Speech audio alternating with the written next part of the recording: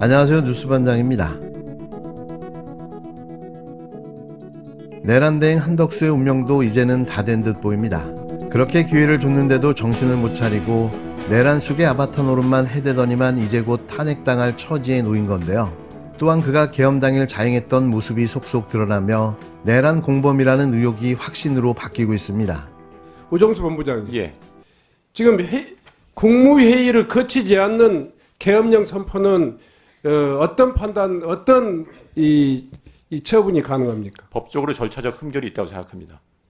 그리고 그런 임무를 처리해야 될 국무총리, 소위 말해서 국무총리는 내란 행위에 대한 공모 내지는 묵인과 방조의 혐의가 있다 이렇게 봤는데 어떻게 생각하세요? 그거에 대해서 일단 1차적으로는 조사를 했고요. 네. 그거에 대해서 그 행위자가 고의성이 있는지 여부를 추가 조사를 통해서 입증할 국무총리는 내란 계엄령이 발표되기 2시간 전에 대통령실에 도착했어요. 그래서 이미 계엄령 사태에 대해서 인지했다고요. 본인이 횡설수설하는데 실제로 이 소위 말해서 계엄령이 법적인 발효를 해야 발효하기 위해서는 국무회의가 필요하다. 그래서 자기가 이 국무회의를 소집했다. 이렇게까지 발언하고 있어요.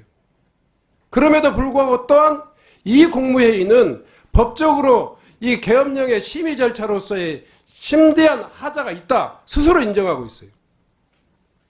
또 본인이 이 계엄령을 막기 위해서 나름대로 굉장히 반대 의견을 냈다. 이렇게 이야기하면서도 불법적이고 위법적인, 유헌적인, 명백한 이 계엄령의 사유에 해당되지 않는 계엄령, 불법 계엄령을 방조했어요. 사후에 그 조치 과정에서도 본인이 반대하기 위해서 국무회의를 소집했다. 그리고 반대했다. 그러면서도 사후에 이 불법적인 계엄에 대해서 어떤 조치도 하지 않았어요. 오히려 방관하고 수수방관하고 거기에 동조했어요. 국회 통과의 의무도 이행하지 않았어요. 이런 정치화된 혐의로 봤을 때 국무총리는 다른 계엄을 직접 현장에서 지휘했던 사령관들보다도 훨씬 중차대한 책임이 있다고 보여집니다. 법무부 장관과 행정안전부 장관의 건의를 거쳐서 대통령에게 계엄을 건의해야 될 위치에 있는, 어찌 보면 본인의 의사가 분명하니 위법 불법을 가늠해야 되고 유언과 그 합헌을 가늠해야 될 위치에 있는 자가 그 문제에 대해서 방관하고 또 이 공모하고 같이 동조하고 아무런 임무를 수행하지 않았다 하면 어찌 보면 특전사 사령관보다도 방첩사 사령관보다도 국방부 장관보다도 더 큰 책임이 있는 것이 국무총리예요. 이 부분에 대해서 엄정히 수사를 해야 한다고 생각해요. 설마 나를 탄핵하겠어라는 한덕수 권한대행의 생각을 산산이 부숴버린 건데요. 그런데 더 놀라운 건 이런 상황을 대비한 민주당의 전략이었습니다. 23일 김어준의 겸손은 힘들다 뉴스공장에 출연한 노정면 민주당 의원은 모든 중요 법안을 처리할 놀라운 묘수를 공개했는데요. 신박하기까지 한 그 묘수, 저도 좀 놀랐습니다. 이런 얘기도 있어요. 이건 이제 가능성의 차원이어서 말씀드리기가 좀 조심스럽긴 한데 지금 국무위원들 총원이 16명입니다. 예. 그중에 한 명은 박성재 법무부 장관 지금 직무 정지 상태예요. 그러면 15명 중에 5명을 탄핵을 시켜버리면 예. 국무회의가 의결을 못합니다. 그렇죠. 국무회의는 3분의 2로 의결하도록 되어 있거든요. 그러면 아예 안 돼요. 안 국무회의가 안 돌아가면 지금 올라가 있는 법안들은 자동 발효가 됩니다. 최후의 방법이 그게 있었군요. 거기까지도 고민하고 따져봐야 되는 아주 위중한 시점이다. 아, 그 최후의 방법이 그게 있었군요. 한덕수담, 최상목, 그리고 이주호, 유상임, 조태열, 김명호, 박성재, 직무정지니까 박성재는 빼고 강정현 이렇게 쭉 가는데 김영호까지 만약에 아니죠. 조태열까지 만약에 연속으로 탄핵하면 그다음부터 국무회의를 열 수가 없다. 그러니까 그건 순서와 무관합니다. 그 대행의 예. 권한 대행 순서는 제가 볼 땐 별로 의미가 없어요. 이 내란 사건에 동조했을 가능성이 있는지 여부만 판단해서 예. 이를테면 계엄 선포 직전 국무회의라고 칭해지는 그 이상한 모임에 예. 있었는지 여부를 판단해서 있었던 사람들을 한꺼번에 탄핵시키는 방안이 있죠. 아, 한 번에. 네. 그러니까 순서대로 하면 그렇구나. 시간이 걸리니까. 시간도 걸리고 또 혼란도 오히려 아하. 더 커지고 내란 직전에 국무회의도 국무회의지만 6개 법안을 거부권 행사하도록 의견을 모아준 국무위원들이 있을 거 아니에요. 직전 국무회의에서. 그 사람들은 많은 국민들이 내란 동조 세력이라고 이미 판단하고 있습니다. 거기에 대한 판단을 국회에서 한 번 더 해야 된다는 거죠. 그 절차를 밟아야 한다. 혹시 모를 상황에 대한 가능성 차원이라면서도 조심스럽게 말문을 연 노정면 의원은 현재 국무위원 15명 중 5명을 한꺼번에 탄핵시켜 국무회의가 열리지 못하게 해 법안의 거부권 자체를 무력화할 수 있다는 방법이 있다고 말했는데요. 이어 그는 국무회의는 3분의 2의 의결로 법안이 처리되는데 이렇게 되면 국무회의가 열리지 않게 돼 지금 올라가 있는 법안들은 자동 발효가 된다고 밝혔습니다. 그러면서 이런 고민까지 따져봐야 하는 위중한 시점이라며 상황이 악화되면 이런 방법도 실행할 수 있다는 의중을 드러냈는데요. 또 이후에 올라가는 모든 법안들도 자동으로 발효되게 된다며 정상적인 방법은 아니지만 위중한 상황 속에서 취할 수 있는 방법임을 숨기지 않았습니다. 저는 나쁘지 않은 묘수 중의 묘수라고 생각됐는데요. 이런 비정상적인 인간들에게 정상적인 방법이 통할 리가 없는 거죠. 이제는 더 두고 볼 필요가 있을까요? 내란 수계 윤석열과 내란 공조당, 그리고 내란에 부역했던 국무위원과 공무원들, 이 내란 잔당들을 일망타진해야 합니다. 그게 이 나라를 구하는 유일한 방법이기 때문인 거죠. 거구라는 표현은 사실은 여기서 적당하지 않고 미친이라고 하는 게 정확할 겁니다. 아니, 거구라고 해가지고 부정선거 음모론을 믿습니까? 그것은 거구와는 차원이 다른 또 저질의 정신상태입니다. 내란 우두머리는 사형 아니면 무기징역입니다. 최고 통치자에게는 최고형을 내려야 다시는 이런 일이 일어나지 않을 것입니다. 필리핀이나 남미에서 쿠데타가 잦았던 이유는 반란군 수괴들을 엄벌하지 않았기 때문입니다. 보수가 살려면은 윤석열의 씨를 말려야 한다는 이야기가 됩니다. 윤석열이 뿌린 악의 씨를 말려야 된다는 이야기입니다. 뭐냐? 윤석열의 폭주를 막지 못한 웰빙 토호당 국민의 힘을 심알려야 합니다.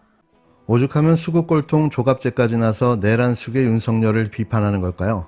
이건 거의 저주에 가까운 난도질 수준의 비판이었는데요. 조갑제 씨도 보다 처음 본 겁니다. 보수 언론 논객을 자처하는 조갑제 전 월간조선 편집장이 윤석열과 그를 두둔하는 내란 공조정당 국힘당을 강하게 비판하고 나섰는데요. 오죽하면 이럴까 싶은 거죠. 조 전 편집장은 자신의 홈페이지에서 사람이 미치지 않고서야 이런 짓을 못한다는 글을 올려 윤석열을 미치광이 역적, 국힘당을 해체해야 할 이적단체라고 비판했는데요. 극우 중에 극우, 수구 중에 수구의 이런 발언이 믿겨지지 않을 정도인 거죠.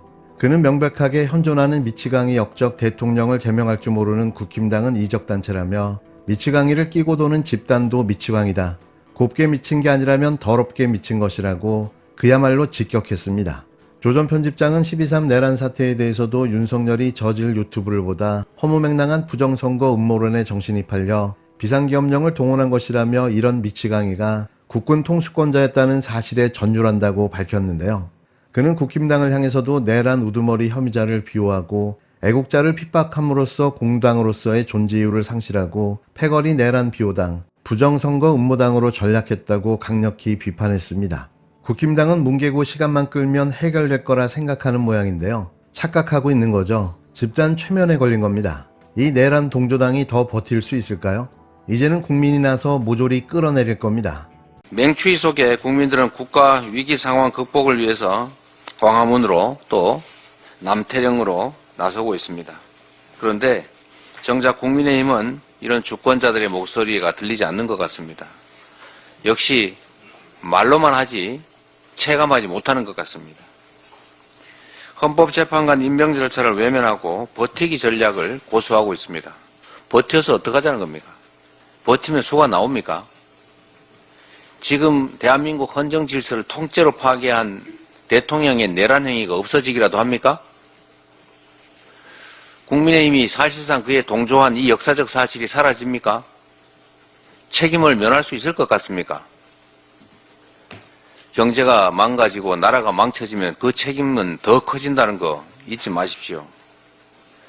특검 반대를 고집하면서 명분 없는 시간 끌기, 이거 더 큰 책임을 불러올 것입니다. 내란 동조당이라는 말을 참 싫어하더군요. 근데 내란 동조를 하고 있지 않습니까? 내란에 해당되는 계엄, 불법적이고도 위헌적인 계엄, 해제 의결을 사실상 방해하지 않았습니까? 그리고 탄핵 절차 비협조하고 있지 않습니까?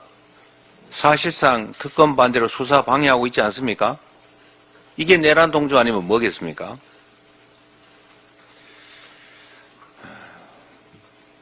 후세대들이 어떻게 평가할지도 조금은 생각하고 사시기 바랍니다.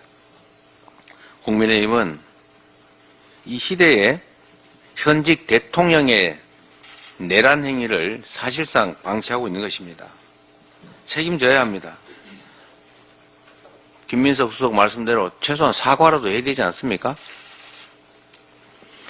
그리고 대통령이, 현직 대통령이 무슨 내란을 하느냐, 이런 해괴한 소리를 하던데, 현직 대통령이 권력 강화를 위해서 또는 자기 이익을 위해서 헌정질서를 파괴하는 행위가 실제로 있기 때문에 현직 대통령의 소추권, 예외 사유로 대통령도 다른 건 다 죄를 지어도 봐주는데, 재직 중에 기소할 수 없는데, 재판할 수 없는데 내란과 외환죄를 범하면 예외다라는 조항을 만들어 놓은 것입니다. 현직 대통령이 권력 강화를 위해서 하는 내란 행위를, 이걸 친위 구데타라고 합니다. 성공하는 경우가 많기 때문에 문제가 안 됐다고 생각할지 모르지만, 그런 경우를 막기 위한 이런 명문의 규정조차 두고 있는 이유를 왜 외면합니까? 대통령은 내란 행위를 할 수 없다. 이 생각 속에는 대통령은 무슨 짓을 해도 괜찮다. 이 생각이 들어있는 것입니다. 대통령은 왕이 아닙니다. 대통령이 입법, 사법, 행정권을 통째로 다 장악하고 제멋대로 하려고 시도했던 게 이번 내란 행위 아닙니까? 어떻게 이거를 책임을 묻는 것에 참여하지 않을 뿐만 아니라 책임을 묻는 걸 방해할 수가 있습니까? 국민의힘은 내란 동조당이라는 말 하지 말라고 할 게 아니라 내란 동조 행위를 하지 말기 바랍니다.